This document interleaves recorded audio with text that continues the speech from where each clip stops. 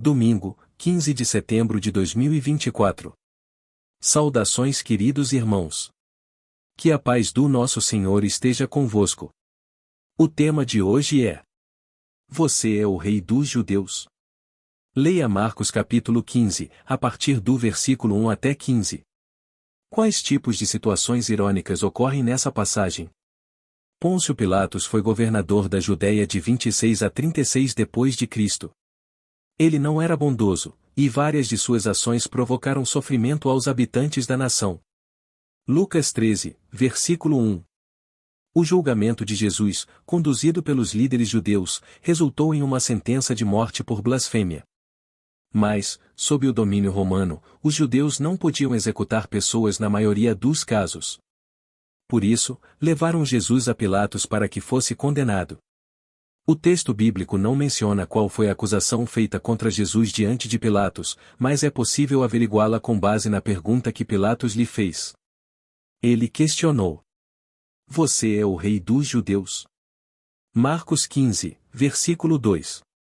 No Antigo Testamento, o povo de Israel ungia os seus reis. Portanto, não é difícil concluir que o termo Messias, ou seja, o ungido, possa ter sido distorcido para sugerir que Jesus reivindicava a homenagem como rei e, portanto, estava em competição com o imperador. Assim, a acusação apresentada ao Sinédrio era de blasfêmia, enquanto a acusação apresentada ao governador era de conspiração, que levaria à morte. A ironia é que Jesus era o rei dos judeus e o Messias. As acusações de conspiração e blasfêmia foram equivocadas.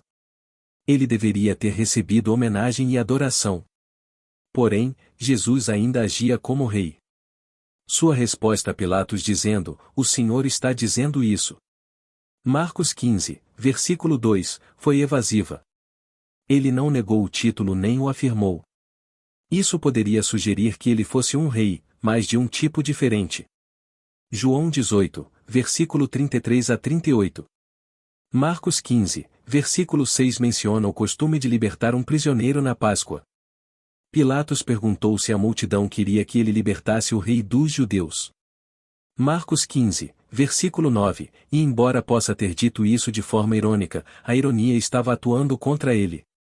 Marcos 15, versículo 9 e 10 é um exemplo de percepção, e ao mesmo tempo, de ausência de percepção. Pilatos percebeu que os líderes haviam entregado Jesus por inveja, mas não percebeu que, ao questionar a multidão, estava fazendo o jogo dos líderes. Eles agitaram a multidão e gritaram para que Jesus fosse crucificado. Pilatos recuou.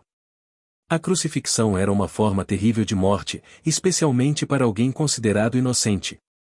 E dolorosamente irônico que um governador pagão quisesse libertar o Messias, enquanto os líderes religiosos desejavam que ele fosse crucificado. Querido irmão, o que pode lhe impedir de seguir a multidão, quando a pressão para fazer isso é grande? Fique sempre conosco, e aprenda mais sobre as lições de Jesus. Amém.